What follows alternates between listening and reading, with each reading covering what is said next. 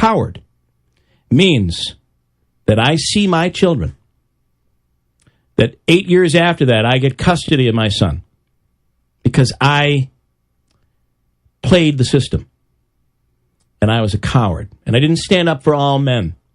I'm going to stand by that. I want to respond to that. Then keep going, Bill. Then I am a coward who gets to see my kids, and I'm okay with that. And Bill, I'll fight your fight when I don't have any jeopardy of losing my children. Bill, now... But right now, I have chosen then, and if you say being a coward is doing what the judge said and walking through the hoops and having this hatred inside me for that judge, and believe me, I fear the day when I see that man somewhere, I have to look the other way because it bothers me to see him, what he did to me and my family and my kids. Then I was a coward who saw my children. Yeah, Bill, now let me respond to that. And I would do it the same way again. But if, unlike you, I have the courage to challenge the system, and I get a court ruling somewhere along the way that changes it not only for me, but for every father, so they don't have to go through what you went through, and it should have happened 30 years ago, then guess what? I'm not the coward, but I will see my children again. I'll have the dignity as a father. I will have helped many other fathers along the way. That's a courageous American stand. People go to war and don't see their children because they have the courage to go fight because they must do what's right. And sometimes you have to make those choices in life. I didn't accept this willingly. Bill, I didn't accept this willingly. I'm simply trying to make the point. It took a lot of courage to do what I did, and people don't understand the message. I never called you a coward.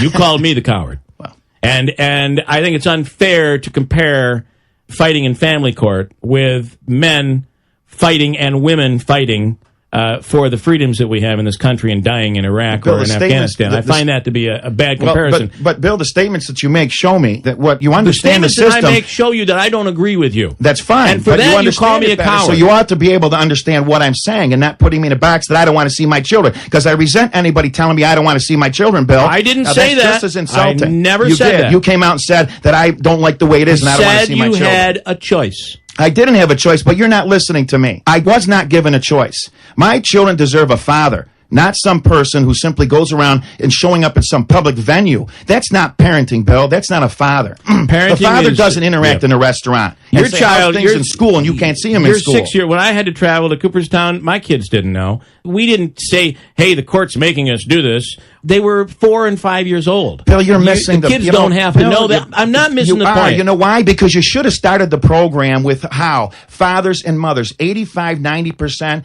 of men are paying child support. That's an inequity. It's in the statistic. You should have started by saying that I did start by saying I don't think it's fair. But if it's not fair, then that's the point. It has to be changed. But it's not going to be changed by people going along with the system. I don't think you're doing any good for fathers by representing yourself the way you're representing yourself. I just don't think it's going to work. I think the only way is to get into that grind legislatively. You tell me then what's worked. You, please, right now here on the show, you tell me what's worked. You know what? Only recently did we get diaper changing stations in the men's rooms across the facilities and our throughways and everywhere else. Why? Because it took us 30 years to understand that men also change diapers? Bill, you're just like those people back in Susan B. Anthony's days. She was arrested. In 1848, the women's rights movement started with a national convention in Seneca Falls, a community a fraction the size of Utica, New York. Here in upstate New York, women came together to change the law. 24 years went by until 1872 when that woman decided to vote. She was arrested and she was convicted. The significance of those two dates is not 1848 or 1872, but the 24 years in between that nothing happened because Susan B. Anthony and the women tried to do it the right way. I have a question and so they had to fight by her finally getting arrested. Was she wrong? Did Susan B. Anthony, when she was arrested, did she jeopardize seeing her children? I don't know. Did she have children? I don't even know. Well, Bill. And I wonder if she had kids, but I don't know this. I don't know. But I wonder if she had kids and she knew that by trying to vote would send her off to prison or whatever the whole story is, would she have jeopardized seeing her children? Bill, when I went... Would she have been able to fight the same way? And if I could talk to her, I could answer your question. But here's the thing, Well, we have to look that up through history. Well, you can, but you won't be able to ever get in her mind again. I don't think so. But we can measure what we do know about what she did. We would know she stood up for rights. Kids, yes. And she committed a crime, and she was convicted. She was arrested. And in the same court that they build this woman up as the heroine that she is, yes. I walk into that same court, and and the courts are saying, well, did you pay your child support? And my response to that is, I don't have any children. You took them away from me. You took them away through a series and a system of laws that dwindled me down to nothing. You reduced my dignity to a non-parent. Don't tell me when I come in and say, hi, how are you, honey, what's going on in school, that's being a father. It hurts more for me to interact for an hour or two, and I can't be involved in my children's lives than not seeing them at all. That's the pain I endure, and my pain, Bill, may be different than yours. So please don't go into my pain and try to prejudge or superimpose what I'm going through any more than I really can with you. I just believe it's important to love your children more than you love yourself. And I'm loving them more than any imagination. And I'm not questioning your love for your children. Now, I have a couple of other questions. We're running out of time, unfortunately, because we could probably go on forever, and would end up like with us punching each other. And I hope that we can walk away without restrain myself a lot better than that in worse situations. I can agree to disagree, and I hope that you're okay with me agreeing to. I hope you agree to disagree with me. Oh, I absolutely do. I just asked for fair time, Bill. I mean, I understand that you guys went to town on me yesterday. On your air. But the point is, when I'm gone and you do what you do and you raise your opinions, I need the opportunity to respond, because unless I'm just asking for fair play. 1 second, WXUR, Herkimer, Utica, Rome. If you really did, and if you'd like, I'll put someone on this. How much time you talked versus how much time I've talked in the last hour. To that, yesterday's radio program and the others where you've gone to town on me without the opportunity to be heard. Even in that case, we've been trying to reach you for more than 2 weeks. I've got the calls, and I've confirmed for today. I have a scheduling issue, too. I can't just jump. All right. I understand. I have two more. I'll be on First Look program tomorrow morning at 8:30. Do you think it's fair to promote them on WIBX? I mean, come on. You're telling me trying to get a hold of you. Right. You raised the issue. I'm talking about scheduling, man. I'm just saying. I have two more questions, and it might end up in 3 and 4, but I'm going to try to make it 2. Good call. You want to open it up? Well, listen, now I've really through all of this. Did I actually make Bill Keeler speechless on his own show? 2 very good questions. All right. I like good questions, but I can't remember them both. But I remember the one that was going to be my last one, so I'm going to bring that one in first. The question is, what's coming next? The word is. And you've heard the rumors, and I don't. Well, but tell me something. The word is... I'm learning more about myself with each passing day now. You're officially on the air, and you'll be able to respond. Do you know of something else that's coming down the pipe?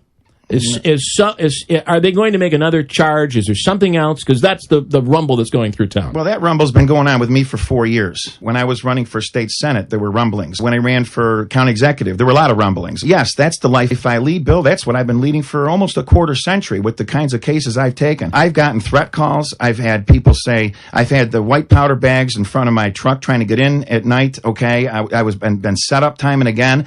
I've lived the kind of life that would boggle your mind, and then add all this to it, and I'm going to write a book on this. I've got my second one ready to be published, and I'm going to write a book on this someday. Right. Yes, there are a lot of things coming, I'm sure. I don't know what's going to hit me next, but it's because I stand up for my beliefs, and I'm doing what is right, and something that's long overdue, and I'll deal with it. I'll handle it. I didn't know that I still haven't gotten the order on this thing, okay? Right. Because we haven't, crossed paths, but I haven't even gotten the official order on this suspension, because they got to personally serve it, and then that we've missed each other a couple of times, but I didn't really get word of this until well after it hit the front page. So I don't know what's coming. I do know I have some ideas, but they become speculative. I'll respond to each and every one as they come. You won't tell us what those ideas are because I don't know how many are real. I mean, if they come out with something that somebody makes a false accusation, Bill, how can I predict that? Right. I can only say rest assured for anyone who does, I'll be there. I'll be there to challenge them. I'll be there to defend myself. My conscience is clear.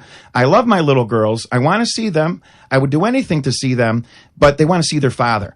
Not some sniveling little idiot at some restaurant with an hour because daddy misbehaved. I didn't misbehave. I went into my court system seeking more time with my children when it was appropriate to do so when they entered compulsory education. Because at that point, no justification can be made for the early nurturing period. I deferred to my ex because when we were talking separation, the second child was in the womb, which made it physically impossible for me to get custody. I didn't want custody. Custody is a foreign word that's used for such things as prisons, communes, and the other socialist ideology that never worked around the world, and it's not going to work here. It's not working with our children. We got to get rid of this word custody. I'm not the only one who said it. A family court judge in Albany said it in 2000. He's not even on the bench anymore, and he was immediately reversed because it's a money issue. We got to get rid of the word custody. It's an empowerment. That's all it is. And when two parents aren't getting along, you don't empower one over the other. Don't empower